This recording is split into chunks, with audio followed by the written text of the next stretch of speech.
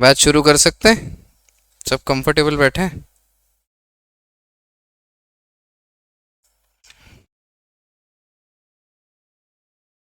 Online में मेरी आवाज़ क्लियर है क्या? मुझे एक बार बताइएगा। Very good afternoon to everyone. बताइए। लास्ट क्या बात कर रहा था मैं आपसे? क्या हमने ये वाला डायग्राम प्रिपेयर किया? दिख रहा है स्क्रीन पे? नहीं?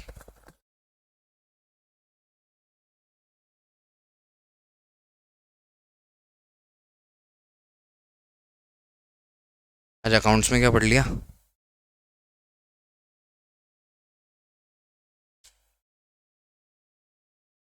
Thank you.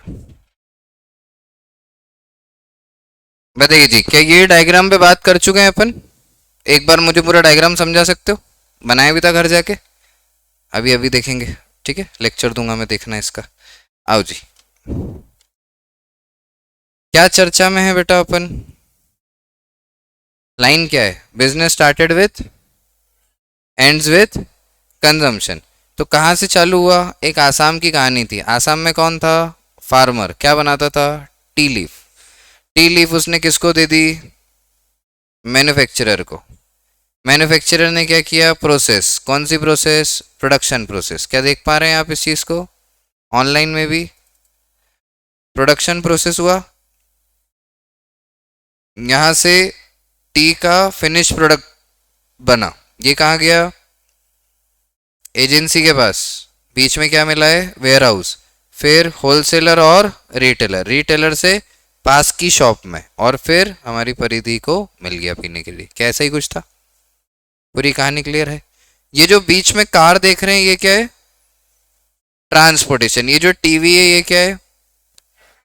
एडवर्टीजमेंट क्यों जरूरी है? कम्युनिकेशन के लिए। क्या कम्युनिकेशन डायरेक्ट है या इनडायरेक्ट है? इनडायरेक्टली हमने कम्युनिकेट कर लिया है किसके साथ? पोटेंशियल कंज्यूमर के साथ। किसके साथ? पोटेंशियल कंज्यूमर के साथ। तो जो प्रोडक्ट को यूज करे वो क्या है? कंज्यूमर। कंज्यूमर क्यों कंज्यूम करता है? कंजम्पशन के लिए। और ये सारी कहानी चालू कहाँ से हुई थी? मैन्युफैक्चरर की प्रोडक्शन प्रोसेस की वजह से, राइट? तो यहाँ पे जो स्टार्ट है वो कहाँ से? प्रोडक्शन से। और एंड कहाँ पे है? कंजम्पशन पे। क्या ये बात समझे आप? अब मैं एक चीज बोलना चाह रहा हूँ आज, देखिएगा। प्रोडक्शन से लेके कंजम्पशन के बीच में ये जो कुछ भी हुआ, क्या ये सिर्फ मूवमेंट ऑफ गुड्स है? देख लो ध्यान से। इस बॉक्स में जो कुछ भी हो रहा है, क्या वो सिर्फ मूवमेंट ऑफ प्रोडक्ट है? क्या टी सिर्फ मूव कर रही है आसाम से इंदौर में? कोई चेंज हो रहा है क्या टी में? कि टी की वैल्यू बढ़ रही है, टेस्ट चेंज हो रहा है, ऐसा कुछ हो रहा है क्या? वैल्यू तो चलो बढ़ रही होगी क्योंकि नई नई कॉस्ट जुड़ती जा रही है, ठीक है। लेकिन और कुछ हो रहा है? कोई प्रोडक्ट चेंज हो रहा है क्या? या जो भी व्यक्ति इसको बीच में खरीद रहा है वो कुछ ऐड ऑन कर रहा है क्या प्रोडक्ट में? ऐसा भी नहीं कर रहा है। मतलब अगर हम बोलें तो ये सिंपली क्या मूवमेंट हो रहा है? मूवमेंट हो रहा है। गुड्स का एक जगह से दूसरी जगह जाने का मूवमेंट है। इसको हम लोग बोलते हैं डिस्ट्रीब्यूशन। क्या बोलते हैं? अब जैसे मैंने आपको सिखाया है, distribution includes two thing, transportation and distribution, right? तो अगर हम ध्यान से देखें तो there are three phase. How many phases there are? Three. Three phase कौन कौन से होते हैं? प्रोडक्शन, डिस्ट्रीब्यूशन, और एक होता है एक्सचेंज। एक क्या होता है? एक्सचेंज। जो देखो यहाँ पे हुआ है, अपन ने बाय किया है और पेमेंट किया है। फिर आगे आपने पेमेंट किया है। फिर होलसेलर ने, रिटेलर ने होलसेलर को किया है, होलसेलर ने एजेंसी को, एजेंसी ने वेयर हाउस को, वेयर हाउस ने कंपनी को, कंपनी ने फार्मर को। तो ये क्या हो रहा है? एक्सचेंज। ओके। तो in the core concept of business we have three phase. How many phases we have? Three. तो एक ट्राइंगल बनाएंगे जरा जल्दी से। यहाँ पे बना लीजिए।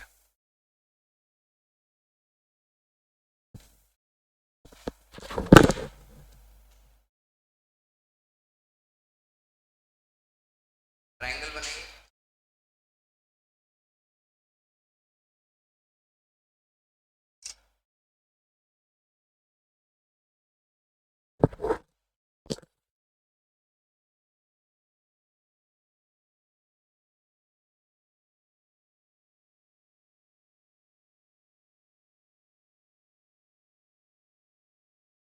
बताओ पहले फेज का नाम क्या है? पहले फेज का नाम क्या है? प्रोडक्शन। फिर डिस्ट्रीब्यूशन। फिर हाँ जी, एक्सचेंज। फिर क्या है? एक्सचेंज। Three phases. प्रोडक्शन मतलब प्रोडक्ट को बनाना, डिस्ट्रीब्यूशन मतलब उसको सही जगह पहुंचाना, और एक्सचेंज मतलब दे के पैसे ले लेना। तो ये तीन काम अभी तक हम होते हुए देख रहे हैं, प्रोडक्ट का बनना, प्रोडक्ट पहुंचना, और बदले में पैसा आ जाना, है ना? तो this is the phases of business, ऐसा इसको बोलते हैं। अब आज अपन है ना थोड़ी और दूसरी तरीके की बात करना चाहते हैं। एक मैप आपके सामने है, मैप देख पा रहे हो ये? आज मैं आपको ले चलता हूँ थोड़ा सा हिस्ट्री ऑफ बिजनेस की तरफ, ठीक है? तो आज का डिस्कशन अपना एक शॉर्ट और स्वीट डिस्कशन है, जो कि थोड़ा बैकग्राउंड स्टोरी आपको क्लियर करेगा कि हिस्ट्री ऑफ बिजनेस कैसा रहा होगा। तो अभी तो आपके पास ये डायग्राम नहीं है, तो अभी आप बस देखेंगे, मैं कुछ कुछ इन्फॉर्मेशन आपके लिए लिखूंगा, कुछ फैक्ट लिखूंगा, तो वहां से इसको शुरू करेंगे। एक टाइमलाइन मैं बनाना चाहता हूँ आपके साथ, ताकि हम चर्चा करें तो हमें थोड़ी सी क्लैरिटी रहे।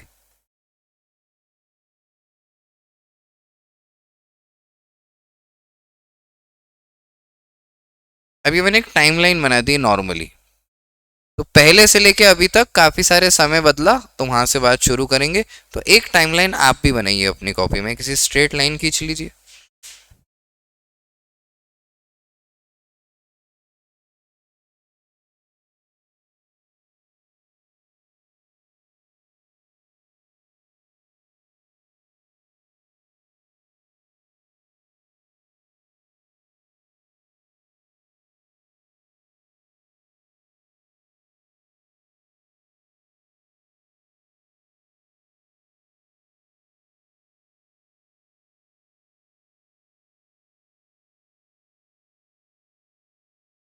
स्टार्ट करें बेटा।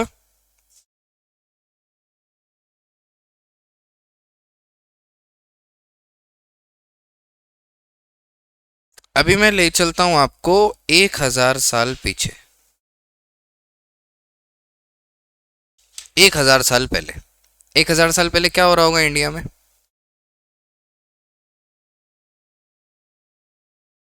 क्या लगता है? 1,000 साल पहले जो इंडिया आपको अभी दिख रहा है, अगर आप ध्यान से देखो तो मैंने इसमें जो मैप बनाया है उसको काटा नहीं है। तो अभी इंडिया बहुत बड़ा दिख रहा है आपको। और ये जो नाम आप देख रहे हैं, रशिया, साइबेरिया, पर्शिया, अरेबिया, ये सब पूरे रीजन के नाम है। अरब नहीं बोल रहे हैं अपन, ठीक है ना? चाइना को भी अपन बहुत बड़ा सेगमेंट दे रहे हैं, साउथ एशिया पूरा बोल रहे हैं, इस तरीके से बना हुआ है।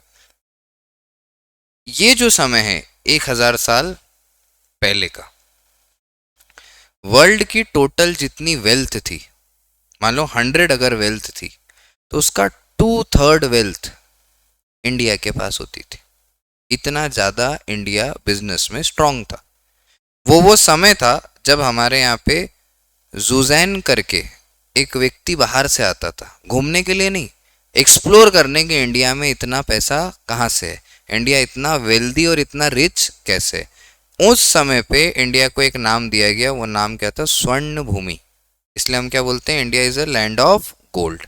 तो ये जो 1,000 ईयर्स आपने लिखा है, यहाँ पे एक व्यक्ति का नाम लिखेंगे आप,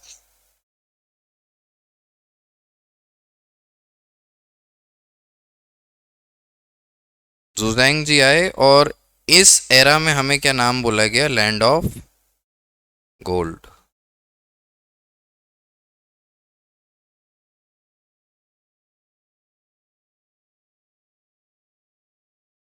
यहां से चालू हुई कहानी। अभी और भी पीछे जा सकते हैं, पर इतना पीछे मैं जाना नहीं चाहता। 1,000 साल ठीक है, ठीक है। फिर क्या हुआ भाई साहब? इस पूरे जर्नी की और लैंड ऑफ गोल्ड की जो मेन जड़ है, जो कहानी है, उसके पीछे की एक बैकबोन थी, और वो बैकबोन ही रेड कलर से बनी हुई है। और उसका नाम क्या लिखा है यहाँ पे? क्या लिखा है यहाँ पे? Silk road. वैसे इसका एक्चुअल नाम क्या है? Silk route. क्या वर्ड यूज करते हैं अपन यहाँ पे? क्या इसके बारे में आपने पहले सीखा है? सिल्क रूट जानते हो? सिल्क रूट इकलौता रूट था जो क्या क्या चीज़ें कनेक्ट करता था, चाइना, इंडिया, अरेबिया, और आगे उधर जाएंगे तो ईस्ट मिडिल ईस्ट भी आपको कनेक्ट करते हुए मिलेगा, यूरोप साइड भी जा रहे हैं ये। तो एक इतना बड़ा रूट था। अब जो फॉरेन इन्वेजन होते हैं, देखो इंडिया के किस एरिया पे सिल्क रूट आ रहा है? नॉर्थ में है, मतलब दिल्ली लगेगा, गुजरात लगेगा, दिख रहा है आपको? पंजाब लगता हुआ दिख रहा है। तो अब आप समझिए कि पुराने समय में जब भी कोई व्यक्ति हिंदुस्तान पे कब्जा करता था तो दिल्ली को राजधानी क्यों बनाता था? सबको दिल्ली पे क्यों कब्जा करना है? सबको मेवाड़ में, पानीपत में युद्ध क्यों लड़ना है? सबको राजस्थान पे क्यों कब्जा करना है? क्योंकि राजस्थान से ही कट के हमको कहाँ जाना है? पर्शिया की तरफ जाना है। तो रास्ता तो वही है। और यहीं क्यों लड़ना है? क्योंकि ये सिल्क रूट है। हमें आपके इंडिया के लैंड से कोई लेना देना, हमें सिल्क रूट पे कब्जा चाहिए। अब सोचिए आप, अगर इंडिया में एक हम यहाँ पे गेट लगा दें तो जो भी माल चाइना से इंडिया में आएगा उसको या तो हम लूट सकते हैं, या तो हम उस पर टैक्स ले सकते हैं, या तो हम उसको कंट्रोल कर सकते हैं, और इधर जाने के लिए भी हम उसको कर सकते हैं। दूसरी तरफ आएगा तब भी, अगर यहां से कोई माल घूमता हुआ आ रहा है तब उसको यहां रोक लेंगे। तो इंडिया के पास पावर होगी कि नहीं होगी? है ना। और ये सब लूटपाट करना तो अपनी जगह थी। इंडिया के साथ सबसे खास चीज क्या थी कि इंडिया के पास खुद के पास भी नेचुरल रिसोर्सेज थे। क्यों? एक तो नीचे देखो तो पेनिनसुला है, तीन तरफ पानी है। उसके बाद मल्टीपल रिवर्स के क्रॉस सेक्शन है। क्रॉस सेक्शन समझते हैं? जब दो रिवर एक दूसरे को कट करती हैं तो आसपास के एरिया को मोर फर्टाइल बना देती है। तो बहुत सारे मिनरल थे, स्पाइसेस थे, और अलग अलग एटमॉस्फेरिक प्रेशर थे, मतलब अपना अलग अलग एटमॉस्फेयर है। ऊपर बहुत ठंड है, नीचे ह्यूमिडिटी है, बीच में गर्मी है, रेगिस्तान भी है, ओशन भी कनेक्ट होता है। ठीक है, आपके पास कोस्टल एरियाज भी हैं, इतनी सारी वेराइटी है। तो इकोनॉमिकली रिच होना बिल्कुल तय था, क्योंकि हमारे पास क्या थे? बहुत सारे मिनरल्स थे, स्पाइसेस थे। इन सब का हम क्या करते थे? ट्रेड करते थे। तो सिल्क रूट में जो हमारी सबसे खास पावर थी वो ये कि हम इस रूट में अपने सारे जो भी हम चीजें बेचना चाहते हैं उसका ट्रेड कर सकते थे, उसको बेच सकते थे डायरेक्टली। अब मेरा यहाँ पे एक सवाल है, अगर मैं स्पाइसेस बेच रहा हूं तो किसको बेच रहा हूं? सिल्क रूट पे, मतलब अगर मैं अपनी स्पाइसेस दे रहा हूं तो मैं किसको दे रहा हूं? अगर मूवमेंट इधर है तो पर्शिया अरेबिया जाएगा, अगर मूवमेंट इधर है तो चाइना जाएगा। तो या तो मैं ऐसा बोल सकता हूं मैं दूसरी कंट्रीज को अपना माल बेच रहा हूं, है ना। पर यार दूसरों को तब अपन बेच पाएंगे ना जब अपने पास खाने को हो और थोड़ा ज्यादा हो। हिंदुस्तान में पानी है, इसलिए हम चिड़ियाओं के लिए पानी रखते हैं, क्योंकि हम भी पिए वो भी पी ले, हमारे पास है, इतना पानी है। ठीक है ना। हम अरब में ये नहीं देखेंगे कि वहाँ, आप यूएस में देखते हो कभी कि बाहर अपन ने छत पे रख रखा है? नहीं। इंडिया में आपको मिलेगा। क्यों मिलेगा? क्योंकि हम पी सकते हैं, हमारे पास इतना सफिशिएंट पानी है कि हम चिड़िया को भी पिला सकते हैं। क्या बोलते हो? तो इसका मतलब ये हुआ कि उस पॉइंट ऑफ टाइम पे इंडिया के पास जो भी गुड्स थे, जो भी प्रोडक्ट थे, वो सरप्लस थे, ज्यादा थे, जरूरत से इतने ज्यादा थे कि खुद का खाने के बाद भी बच जाते थे। और जब खुद का खाने के बाद बच जाएंगे और आप बाहर बेचोगे तो बाहर से आएगा क्या? बाहर की रिसोर्सेस। और बाहर ये सिल्क रूट पे जो ट्रेड चलता था वो चलता था गोल्ड का। किसका चलता था? अब अरेबिया साइड के जब आप मैप को देखोगे तो अरेबिया साइड में जो फूड कल्चर है वो मीट है, और मीट को प्रिजर्व रखने के लिए स्पाइसेस की जरूरत पड़ती है हमारे पास। चाइना साइड जब आप देखोगे तो यहाँ पे भी जो आपको कल्चर मिलेगा वो सी फूड वाला दिखेगा। इसको भी प्रिजर्व रखने के लिए क्या चाहिए? स्पाइसेस चाहिए। ये सब किसके पास है? अपने पास। और अपना फूड कल्चर क्या है? वेज। तो अपने को तो स्पाइसेस की जरूरत सिर्फ खाने में स्वाद डालने के लिए, मेजरली तो उनको चाहिए। अरे अपन वो लोग हैं ना जो भिंडी 4 तरीके से बना सकते हैं, है ना। अब क्यों, मैं भिंडी 4 तरीके की बनाना जानती होंगी। हिंदुस्तान इकलौती ऐसी जगह है 365 दिन कुछ नया खाना चाहे तो नया खा सकते हैं घर में। तो अपने पास तो खूब था बाहर देने को। जब हम बाहर देते थे तो बाहर से क्या आता था? गोल्ड आता था। गोल्ड आता था तो इंडियन इकोनॉमी क्या होती जा रही थी? डेवलप। क्योंकि हमारा सिल्क रूट बहुत ज़्यादा स्ट्रांग था। अब थोड़ा दिमाग लगाओ, अगर अरेबियन साइड देखेंगे तो अफगानी इधर ही मिलेंगे, अफगानी पठानी सब यही मिलेंगे। तो यही लोग इन्वेजन करने के लिए इंडिया में आएंगे और इसी को मुगल इन्वेजन अपन बोलेंगे। अच्छा थोड़ा ऊपर की तरफ देखो, ऊपर क्या दिखता है, साइबेरिया रशिया दिखता है। तो जो लैंड लॉक एरिया हो गया अभी इंडिया, तो जो भी चलता हुआ आएगा वो ऊपर से कहाँ आएगा, दिल्ली ही आएगा। इसलिए हम जितनी लड़ाइयाँ देखेंगे वो नॉर्थ साइड में देखेंगे, साउथ साइड में नहीं देखेंगे। क्यों? क्योंकि जो सिल्क रूट है, सारी लड़ाई झगड़ा किस पे है, उसका ही। आज भी चाइना इंडिया पाकिस्तान अफगानिस्तान ये जो झगड़ा है, ये एक रूट का है ना। अगर मान लीजिए आपका अफगानिस्तान ईरान से बहुत अच्छे रिश्ते हो जाए तो अपन तो पाइपलाइन डाल देंगे पेट्रोल के अपने घर तक, है ना। पर अब रिश्ते अच्छे नहीं है तो हमें डर है कि हमने पाइपलाइन डाली और अगले ने बम फोड़ दिया तो यहाँ तक नुकसान हो जाएगा। तो इसीलिए लैंडलॉक एरियाज में आपके दूसरे पड़ोसियों से आपके रिश्ते कैसे हैं वो अच्छे होना जरूरी है। और क्या क्या भेजते थे अपन बाहर? स्पाइसेस तो मैंने बताया, और बताओ। सिल्क की साड़ी सुनी है? सिल्क अपने आता, कॉटन अपने आता। अच्छा मैं फिर पूछ रहा हूँ, स्पाइसेस जो प्रोडक्ट है उसको बस खाने में डालो और यूज कर लो ना, तो रेडी टू कंज्यूम है। मैं क्या बोल सकता हूँ, फिनिश गुड है। कॉटन कैसा है, कपड़ा बनाओ पहन लो, फिनिश गुड है। और खादी चलता था अपने यहाँ तो अपन अपने बापू चरखा चला के बनाते ही थे ना। तो अपने को सेल्फ रिलायंट थे अपन, खुद ही कॉटन उगाया, खुद ही कपड़ा बनाया, खुद ही पहन लिया, कोई प्रॉब्लम। उसके बाद बच गया तो कहाँ भेज दिया, बाहर के देशों में भेज दिया। अच्छा ये सब चलता रहा। इसलिए कुछ स्पेसिफिक सिटीज है, जैसे एक सिटी है जिसका नाम है पाटलिपुत्र, कभी सुना हो आपने तो। पाटलिपुत्र जो है पॉलिटिकल हब हुआ करता था, ट्रेड होता था वहाँ पे। एक सिटी है जिसका नाम है तक्षशिला, ये एजुकेशनल और फाइनेंस हेड था। सुना होगा आपने, कई सारी लाइब्रेरी है तक्षशिला, एक बहुत बड़ी यूनिवर्सिटी टाइप एरिया था। फिर आप एक जगह सुनेंगे वाराणसी, ये अभी लेटेस्ट में भी सुनते होंगे आप। वाराणसी टेक्सटाइल बिजनेस है, कपड़ों का काम। फिर एक जगह सुनेंगे सूरत, सूरत पोर्ट है। सूरत कैसा है, पोर्ट है, कोस्टल एरिया। और अलग अलग कोस्टल एरिया, आपने सुना होगा बम्बई पे खूब ज्यादा झगड़ा होता है।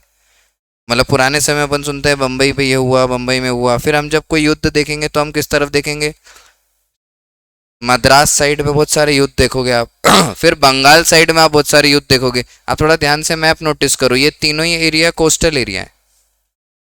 कोस्टल एरिया मतलब वाटरवेज। तो जब तक लैंड लॉक लड़ाई होगी, जब घोड़े दौड़ाए जा सकते हैं तो नॉर्थ, जब समुद्र के रास्ते आ सकते हैं तो तीन एरिया। ये सुनो, ठीक है। इसके बाद कहानी धीरे धीरे आगे बढ़ने लगी।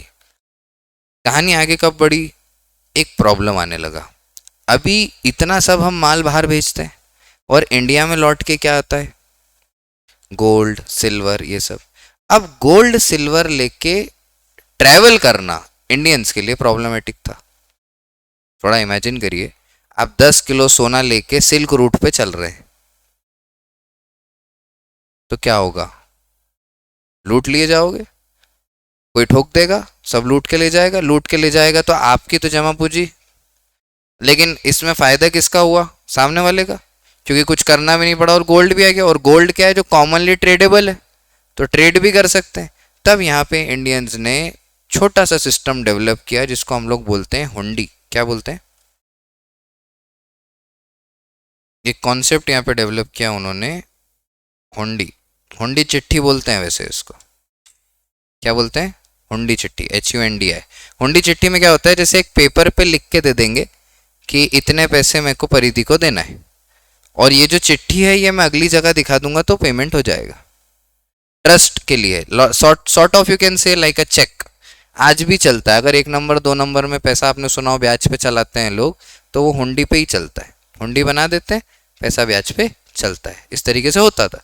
तो अब पहले हम सोना लेके चलते थे, सोना चोरी होने का डर था, फाइनेंशियल रिस्क थी, इस रिस्क को हमने मिनिमाइज किससे करा, हुंडी से। इसको बोलते हैं मॉडर्न बैंकिंग सिस्टम। क्या बोलते हैं, अब ये प्री मॉडर्न बैंकिंग सिस्टम है। जो आज का मॉडर्न बैंकिंग सिस्टम है उससे पहले का है, लेकिन सॉर्ट ऑफ बैंकिंग है।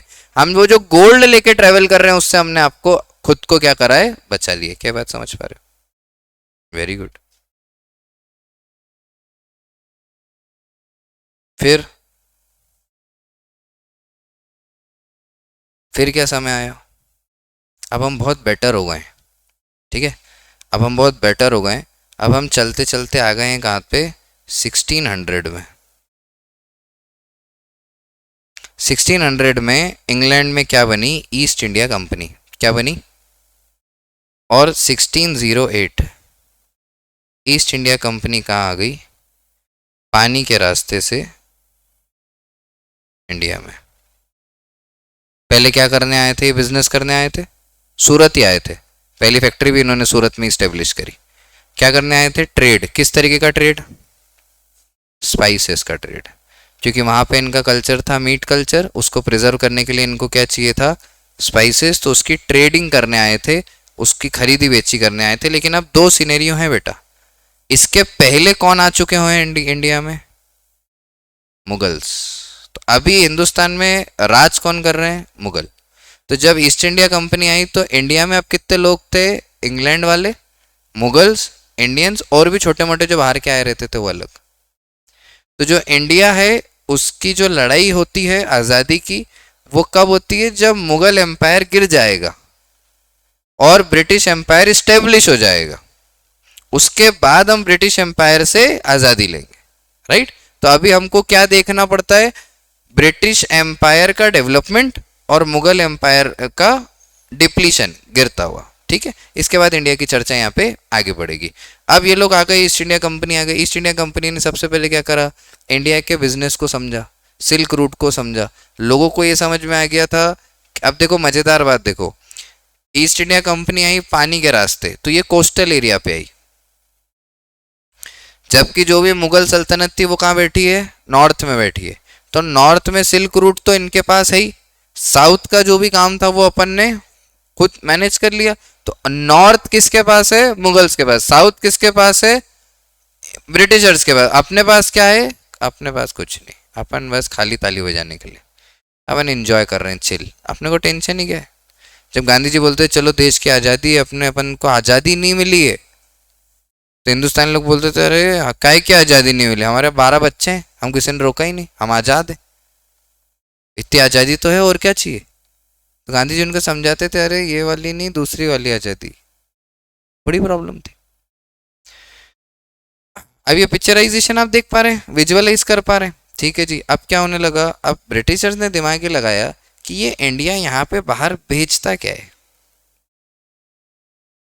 तो हमने बोला कॉटन, स्पाइसेस, सिल्क। ब्रिटिशर्स ने गणित लगाया कि ये जो चीज है ये सब क्या है,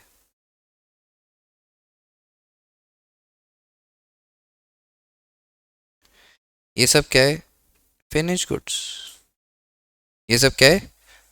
तो फिनिश गुड्स बाहर जाता है, लोग कंज्यूम करते हैं, तो एक तरीके से देखा जाए तो इंडिया पे डिपेंडेंट है लोग। और अगर हमको इंडिया पे कब्जा करना है तो उल्टा करना पड़ेगा, इंडिया को अपने पे क्या करना पड़ेगा, डिपेंडेंट बनाना पड़ेगा। तो हमने सबसे पहले इंडिया को बोला कि आप फिनिश गुड नहीं बेचोगे, आप फिनिश गुड नहीं, आप कॉटन थ्रेड बेचो। क्या बेचो, कॉटन थ्रेड, कॉटन का कपड़ा बना के मत बेचो। तो अब ये होता था कि हम कॉटन किसको भेज रहे हैं, ईस्ट इंडिया कंपनी को दे रहे हैं, वो जा रहा है अपनी जगह। ईस्ट इंडिया कंपनी इंडिया में क्या डंप करते थे, उनके क्लोथ्स, मतलब कॉटन हमारा लेकिन कॉटन का शर्ट उनका। तो अब हम क्या बेच रहे हैं बाहर, रॉ मटेरियल। अब थोड़ा समझना, जो कंट्री फिनिश गुड बना के बेचने के केपेबल है उसको आप बोलो कि फिनिश गुड नहीं बेचना, रॉ मटेरियल बेचना और बाहर से फिनिश गुड खरीदना, तो ये तो उसकी वेल्थ खत्म करने का तरीका है। अब इसमें भी ट्विस्ट ये मैं बोल दूं कि जो आप बाहर बेचोगे वो 100 रुपीज का, लेकिन जो आप बाहर से खरीदोगे वो 300 रुपीज का। तो भाई जो मेरा ही है उसको मैं घर में ही बना लूंगा तो 120 में बन जाएगा, ज्यादा सस्ता पड़ेगा ना। आज मोदी जी बोलते हैं ना मेक इन इंडिया, क्यों हम बाहर से नहीं लेना चाहते, हमारे पास है रिसोर्स, हम बना लेंगे, सस्ता पड़ेगा। समझ पा रहे हो आप इस बात। ब्रिटिशर्स ने ये दिमाग लगाया, यहां से शुरू होता है इंडियन इकोनॉमी और इंडियन बिजनेस का डिप्लीशन। बिजनेस खराब हो रहा है अब इंडिया का। अब कहाँ थे हम, लैंड ऑफ गोल्ड, फिर हम क्या बने, सोने की चिड़िया। अब हम किस में आ जाएंगे, गुलामी में आ चुके हैं, फॉरेन इन्वेजन हो चुके हैं, हमारा बिजनेस बाहर जा चुका है, बिजनेस को मिसयूज किया गया है। और अब क्या होगा, धीरे धीरे धीरे धीरे धीरे हमारा सब गिरेगा। जहां हम शुरुआती समय में वर्ल्ड का 2/3 हिस्सा वेल्थ रखते थे, लगभग 25% के आसपास, उससे ज्यादा, ये धीरे धीरे कम हो रहा था। जब ब्रिटिश एम्पायर हमारे यहाँ था तो हमारा वर्ल्ड कंट्रीब्यूशन 2% था। आप समझ रहे, 2/3 से 25% भी समझ में आता, 2%। हम वर्ल्ड लेवल पे कितना कंट्रीब्यूट करते थे, 2%। फिर क्या हुआ, 1800 आया, 1800 के बाद की कहानी को आगे बढ़ाएंगे तो अब हमारे जीवन में आया 1947। 1947 में क्या हुआ, इंडिया आज़ाद हो गया। इंडिया आज़ाद किससे हुआ, ब्रिटिशर से। इंडिया आज़ाद हुआ तो इंडिया को क्या मिला होगा, सब कुछ इंडिया के पास आ गया। जो भी सेटलमेंट किसने किए थे, ब्रिटिशर्स ने, मुगल्स ने, ये सब अब इंडिया के पास है। लेकिन जो कुछ भी हमारे पास था वो सब यहाँ से जा भी चुका है। तो अब अपने को क्या करना है, कम बैक करना है, वापस से शुरू करना है। तो हमने क्या करा, सरकार को समझा, सरकार के सारे पॉइंट ऑफ लॉजिक्स को समझा। 1947 आज़ादी, 1951 फर्स्ट 5 ईयर प्लान, पहली बार हमने प्लानिंग करी कि अगले 5 साल क्या करेंगे। लेकिन हम इसमें भी बहुत अच्छे से काम को मैनेज नहीं कर पाए। जिन लोगों ने आज़ादी के लिए लड़ाई लड़ी वो भी नहीं रहे तब तक ज़्यादा प्रोमिनेंट लोग, जो रहे। और यार देखो, इतने साल से, पिछले 1000 साल में पहले आप बहुत बढ़िया थे, फिर बीच में एक 400-500-600 साल का समय आया जिसमें आप बहुत अच्छे नहीं थे, गुलाम थे, फिर एकदम आप आज़ाद हो गए। तो अब आप क्या करोगे, मतलब रोज ऐसा बोलते थे आज लड़ेंगे आज़ादी के लिए, लड़ेंगे आज़ादी के लिए, आज आज़ाद हो गए। अब क्या करें, ऐसे रोज 12th की एग्जाम देनी है, देनी है, दे दी, अब फ्री। तो आज़ाद हो गए तो इनको समझ में नहीं आया करें क्या। 1947 से 1951 तक तो समझा पहले, 51 में फर्स्ट 5 ईयर प्लान बनाया, तब भी मामला सेटल नहीं हुआ।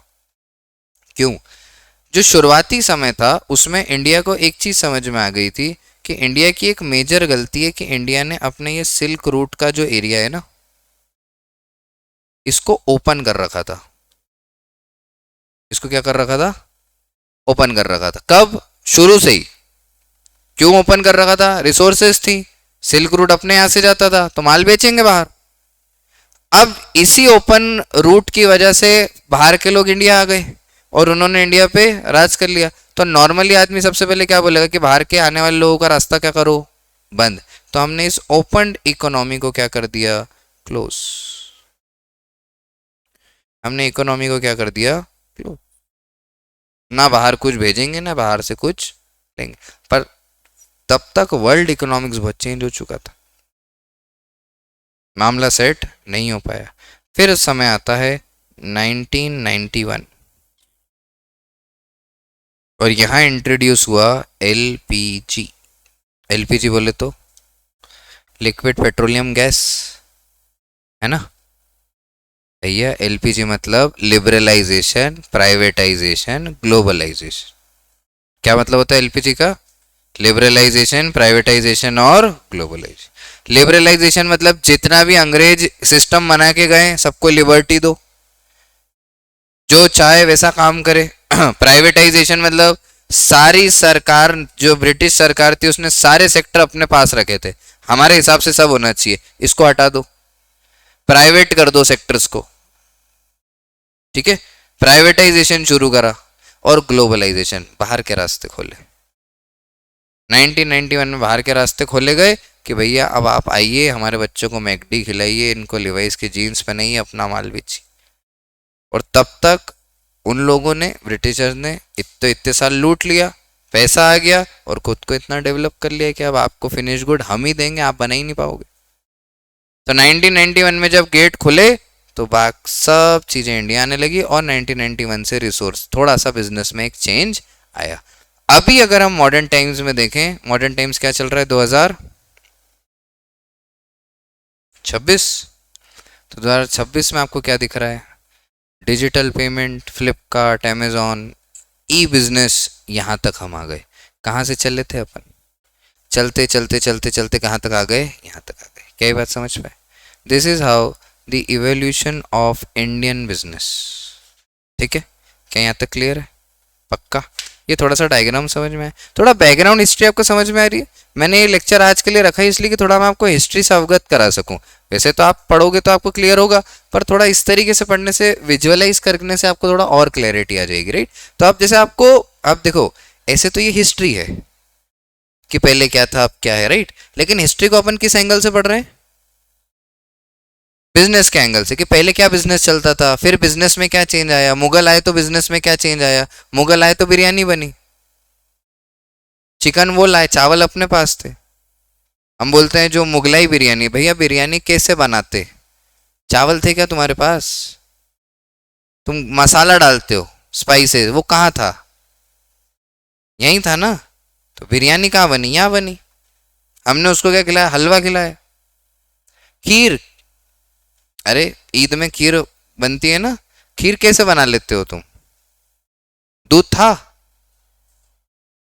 चलो दूध भी था, तो चावल थे क्या वहां? अरब में चावल कहाँ थे? चावल तो हमने दिए। तो कल्चरल डेवलपमेंट देख रहे हैं कैसा चेंज होता है। जैसे कल्चर का बहुत बड़ा लेना देना है इसमें। जैसे अरेबियन कंट्रीज में अगर इस्लाम पैदा हुआ तो इस्लाम के लिए जो फेवरेट कलर है वो ग्रीन कलर है। कारण क्या है उसका?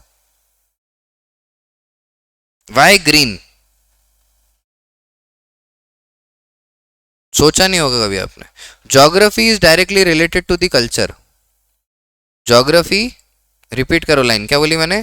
Geography is directly related to the culture. अरब में जहां सब तरफ रेगिस्तान है, वहां पे अगर आप हरा कलर देख रहे हो पूरे रेगिस्तान में, तो क्या दिखेगा? वेजिटेशन, पेड़ पौधे, छांव, पानी। तो ग्रीन कलर उनके लिए सुकून है। रेगिस्तान की खास बात क्या है? दिन में बहुत गर्म होता है, रात में बहुत ठंडा हो जाता है। रेगिस्तान में ऐसा होता है। तो जब चांद निकले, थोड़ा सा चांद निकले, तो इसका मतलब क्या है? चांद निकले का मतलब क्या है? कि अब ठंडा हो जाएगा। समझ पा रहे हो? इंडिया में भगवा रंग क्यों है? क्योंकि इंडिया एग्रीकल्चरल बेस्ड है। सुबह कब काम शुरू करना है? जब सूरज आ जाए। काम कब खत्म करना है? जब सूरज। तो जब शुरू होता है तो कलर कौन सा है? भगवा। तो हमारे लिए कलर क्या इंपॉर्टेंट है? भगवा इंपॉर्टेंट है। हम सूरज दादा को जल चढ़ाते हैं क्यों? हमने को फोटोसिंथेसिस पता है। सनलाइट से ही प्लांट, और प्लांट को ही बेच के तो हमने खाना खाया। हम जानते हैं energy can't be created, can't be destroyed. Sunlight की एनर्जी फोटोसिंथेसिस से प्लांट में गई, प्लांट बन गया। प्लांट हमने खाया, उसकी एनर्जी हमारी बॉडी में गई, हमने काम किया, तो we are indirectly consuming sun energy. तो that's why we worship sir, सूरज दादा। है ना? Culture is basically depend on the agri, culture is depend on the geographical region. क्या बात समझ पाते हो? तो इसलिए इन सब तरीकों से जब हम देखते हैं तो हमें बिजनेस समझ में आता है, हमें कल्चर समझ में आता है, और उस हिसाब से हम बिजनेस कर सकते हैं। जैसे इंडिया में पानी है तीन तरफ, क्रॉस सेक्शन है नदियों का, तो नहाना पॉसिबल है। इंडिया में नहा सकते हैं, बार बार नहा सकते हैं। बारिश भी होती है, मानसून भी है, इंडिया का वेदर तो क्या है? मानसून ही है, नहा भी सकते हैं। तो इंडिया में डीओ नहीं बेचना है। जो आदमी दिन में 2 बार नहा ले उसको क्या जरूरत है डीओ की?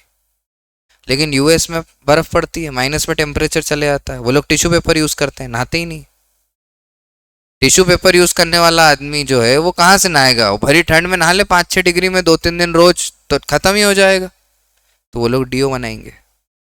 वहीं आप सऊदी तरफ जाओगे तो यहाँ पे बहुत गर्मी है, तो इन्हें ऐसा फ्रेग्रेंस चाहिए जो ज्यादा चले, तो इत्र का कल्चर वहां मिलेगा। क्या कोरिलेट कर पा रहे? पक्का? सऊदी में क्यों व्हाइट कपड़े ज्यादा पहनते हैं? हमको सिखाया कलर एब्जॉर्प्शन, लाइट कपड़ा हीट को एब्जॉर्ब, तो व्हाइट पहनो। है ना? यूएस में क्या है? ठंड है, तो वहां पे आपको सूट पहने हुए मिलेंगे, 3 पीस सूट। कलर कौन सा? Dark colour. इंडिया में कैसा? धोती पहनते, खुला खुला, ह्यूमिड माहौल है ना, पसीना बहुत आता है। समझ पा रहे हो? तो कल्चर, कपड़े, ये सब चीजें किससे रिलेटेड है? ज्योग्राफी से रिलेटेड है। इस पे ही कौन काम करता है? बिजनेसमैन काम करता है। क्या बात समझ पाए हम? ठीक है, वेरी गुड। अब आज से अपन है ना थोड़ी पढ़ाई लिखाई किताबों वाली भी कर सकते हैं। Let me take you to the NCERT. This is the NCERT. Now look this. सबसे पहले अपन ने ये समझा था, ठीक है? फिर हमने ये पूरा चार्ट समझ लिया। आज हमने थोड़ा सा हिस्ट्री समझ लिया, ठीक है। अब मैं एनसीईआरटी पे आपको लेके आता हूँ। एनसीईआरटी खोलिए। इंट्रोडक्शन वाला पैरा आप रीड कर सकते हैं, अभी मेरे साथ करेंगे।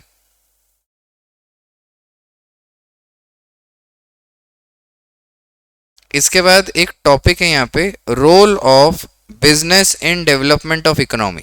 तो जैसे जैसे इकोनॉमी डेवलप होती गई थी 1000 साल पहले से 2026 तक, वैसे वैसे बिजनेस ने क्या रोल प्ले किया उसके बारे में लिखा है। इसके पास में लिखेंगे MFR। क्या लिखेंगे? अपनी बुक में ही लिखिए। क्या लिखेंगे? MFR। MFR बोले तो मस्ट फॉर रीडिंग। क्या नाम है इसका? पढ़ना ही है, एक बार जरूर पढ़ना है। एक होता है JFR। JFR मतलब जस्ट फॉर रीडिंग, बस एक बार पढ़ लेना। ये क्या है? MFR, एक बार जरूर पढ़ना है। कहां तक पढ़ेंगे देखिए। दो एक पैराग्राफ, दो एक पेज है। बॉक्सेस भी पढ़ेंगे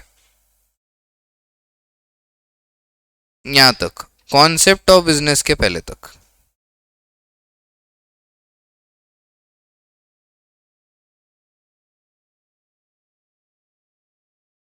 कॉन्सेप्ट ऑफ बिजनेस से कहानी शुरू करी जाएगी। इसके पहले तक आपको क्या करना है, एक बार रीड करना है। आप रीडिंग कैसे करेंगे, मेरी बात ध्यान समझिएगा। मैंने आपके साथ बहुत सारी डिटेलिंग पे बात करी, कहानी सुनाई। अब हमें इस कहानी को समराइज करना है। कैसे करेंगे? हाइलाइटर अपने पास होना चाहिए। अपन पढ़ना शुरू करेंगे, रीड करेंगे हर लाइन। जिस भी लाइन में अटक जाएंगे मेरे से डिस्कस करेंगे। जो आपको फैक्ट लगे कि हाँ यार ये 1991 में ऐसा हुआ, जो आपको लगे कि ये डेट इंपॉर्टेंट है, ये सिटी इंपॉर्टेंट है, उसको हाईलाइट करेंगे। ठीक। हाइलाइटर मल्टीपल कलर से यूज करना है, राइट। इस तरीके से तो मैं आपको दे रहा हूं अभी करीबन आपके पास 10 से 15 मिनट है। मुझे इतना पार्ट पूरा कवर करके दीजिए, क्योंकि जब आप नेक्स्ट सेगमेंट में बात करेंगे तो we will start from the concept of business. और अब हम फुल फ्लेजेड पढ़ सकते हैं, क्योंकि हमारा बैकग्राउंड स्टोरी पूरी तरीके से क्लियर हो गया। ठीक है। तो लीजिए जरा 10 से 15 मिनट लीजिए और इसको मुझे पढ़ के बता दीजिए। क्या ऑनलाइन में दोनों मेरी प्यारी बच्चियों को ये बात समझ आ गई? अच्छे से? कोई प्रॉब्लम तो नहीं है इसमें? ठीक है, तो ज़रा जल्दी से रीडिंग करके मुझे बताएंगे। कहीं भी डाउट आए तो मुझसे बात करिए।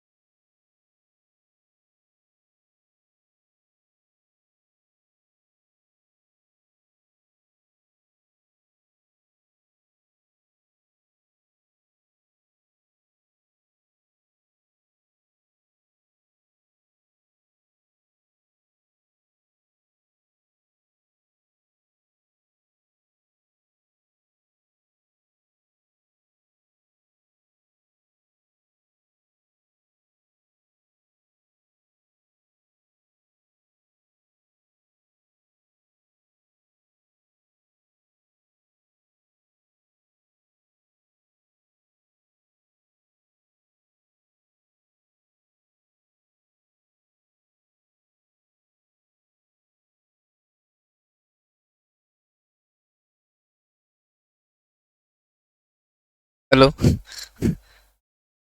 हाँ जी। ऑनलाइन में किसी को कुछ पूछना है, कुछ कंफ्यूजन है क्या? ठीक है। आरोही को कुछ पूछना है बेटा?